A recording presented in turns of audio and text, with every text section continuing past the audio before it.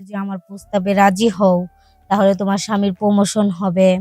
তোমরা ভালোভাবে চলতে পারবা, ভালো ফ্ল্যাটে থাকতে পারবা, ছেলেমেয়ের স্কুল খরচ চালাতে পারবা। তো অনেক কিছু ভেবে চিন্তা করে ভাবলাম, যেহেতু এত বছরও স্বামীর প্রমোশন হয় নাই, যদি আমার একটু কাজের জন্য যদি আমার স্বামীর প্রমোশন হয়, সেটার জন্য করতে সমস্যা নেই। কারণ আমার স্বামীর প্রমোশন হবে, টাকা পাবে, ভালোভাবে চলতে পারবো, ভালোভাবে থাকতে পারবো। সেই ভাই বসের কথা মতো শুনে তার সাথে যোগাযোগ করি, তার সাথে দেখা করি এবং কি তার ফ্ল্যাটে যাই। অবশ্য বসের ফ্ল্যাটে বসের বউ ছিল না, বসের বউ বাপের বাড়ি গেছিল। তখন আমাদের গেলাম, কথা বললাম, যাক আমাদের মধ্যে ভালো একটা সম্পর্ক হলো, শারীরিক সম্পর্ক, বন্ধুত্ব দুটাই হলো। হওয়ার পর এরকম হইতে হইতে আস্তে আস্তে আমার স্বামীর প্রমোশন বেড়ে যায়। তো প্রমোশন হওয়ার পরে আমার স্বামীকে ট্রান্সফার করে দিল অন্য জায়গায়। তো যাক ভালোই হয়েছে, প্রমোশন হয়েছে, স্বামী অন্য জায়গায় যাবে, ওখানেও যেতে হবে। তো এরকম করে প্রায় অনেক দিন কেটে যায়। আর বসের সাথে আমার সম্পর্কটা সেভাবে ঘুরে যাচ্ছে। আমার স্বামী এই বিষয়টা জানে না। তো আমি আর বস এরকম ভাবে লুকোচুরি, যাই হোক আমাদের সম্পর্ক চলতেছে। আস্তে আস্তে আমার স্বামীর প্রমোশন বাড়তেছে, সে আস্তে আস্তে আরো প্রমোশন পাচ্ছে, আরো তার বেতন স্যালারি বেড়ে গেছে। এখন বর্তমানে আমার স্বামী টপ ইয়েতে আছে। হ্যালো গাইস, আসসালামু আলাইকুম। সবাই কেমন আছেন? আশা করি ভালো আছেন, আমিও ভালো আছি। আমি এখন আমার জীবনের ছোট্ট একটা গল্প বলবো, সেটা হচ্ছে আমার স্বামীকে নিয়ে। তো আশা করি সবার ভালো লাগবে আমার গল্পটা শুনে।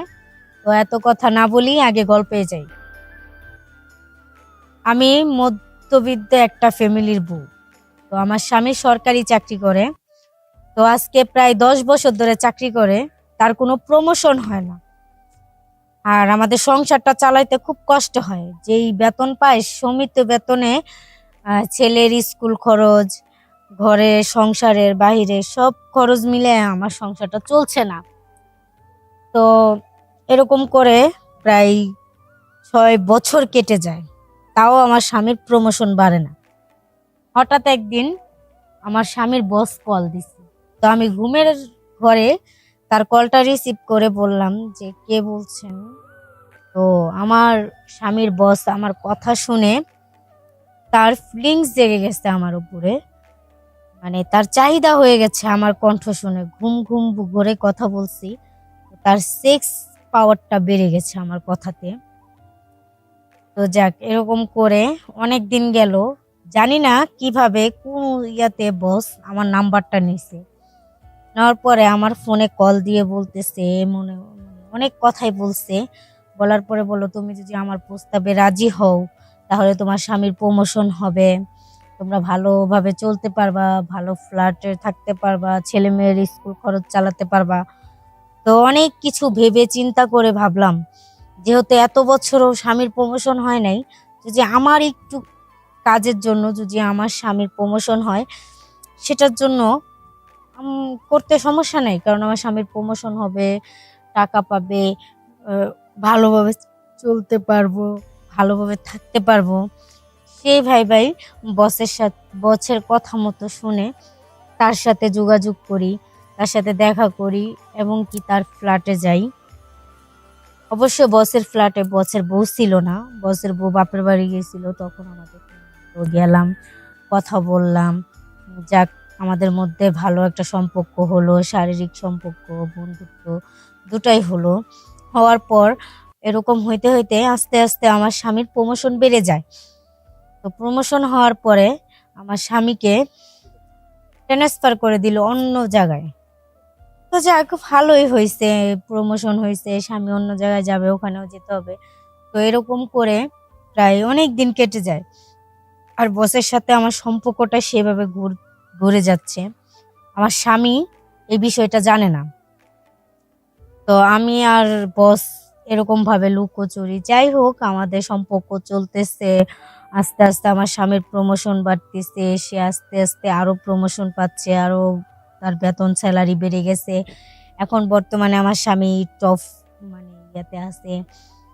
আর আমার স্বামী প্রমোশন পাওয়ার পরে খুব খুশি। তো আমিও খুব খুশি। কিন্তু আমার জন্য মানে আমার স্বামীর প্রমোশন বাড়ানোর জন্য উম স্যার যা বলল আমি তা শুনলাম। উনি যা বলে তাই করি। যেভাবে বলে সেভাবেই করি। তো যাক, স্বামীর ভালোর জন্য আমি এগুলা করছি। আর এখন মনে হচ্ছে আমার অতটুকু ভুলের জন্য আমার কোনো ক্ষতি হয় নাই। কারণ আমার স্বামী আরো ভালো আছে, ভালো করতেছে, ভালোভাবে চলতেছি স্বামীকে নিয়ে। এখন দেখি আমার কোনো কষ্ট নাই। আগে যেমন সংসার চালাতে হিমশিম খাইছি।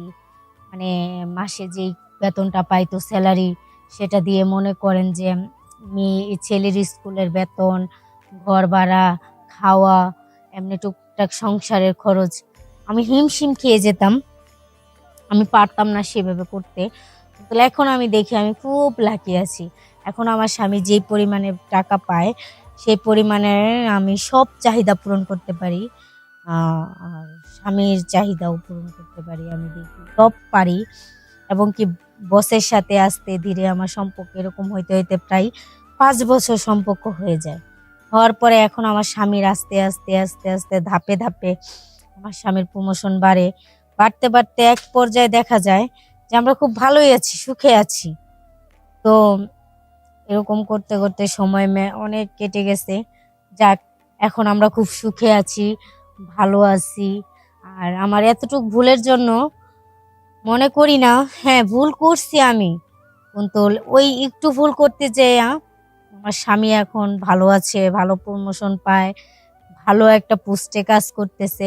এতে আমি খুব খুশি। কিন্তু আমি যে ভুলটা করছি, আমার মতো এরকম ভুল কেউ করবেন না। যতই যাই হোক, স্বামী যতটুকু আনে অতটুক দিয়ে চেষ্টা করবেন সংসার চালাইতে। কিন্তু ওই স্বামীর প্রমোশন বাড়াইতে যায় নিজের ইজ্জতটা কারোকে না দেওয়াটাই বেটার। আমি যে ভুলটা করছি তার জন্য সবার কাছে ক্ষমা চাচ্ছি। আর সবার কাছে একটাই অনুরোধ, আমার মতো ভুল কেউ করবেন না। সবাই ভালো থাকবেন আশা করি। আর আমি যেই কাজটা করছি এই কাজটা করা আমার ঠিক হয় নাই। আমার স্বামী প্রমোশন পায় নাই, সেজন্য বস যা বলছে আমি তাই শুনছি। সামান্য কিছু টাকার জন্য আমি এগুলো করছি। তো যাক, আমি সবার কাছে মাপ চাচ্ছি, ভুল হয়েছে। আমি আমার হাজবেন্ডের কাছেও মাপ চাই, কারণ আমি ভুল করছি, উনি জানে না। যাক, যা হওয়ার হয়েছে। তো সবার কাছে আমি মাপ চাই। আল্লাহ হাফেজ, সবাই ভালো থাকবেন। আর আশা করি সবাই আমার জন্য দোয়া করবেন। আর আমার ভিডিও যারা যারা দেখবেন তারা সবাই লাইক, কমেন্ট, শেয়ার করবেন। আসসালামু আলাইকুম।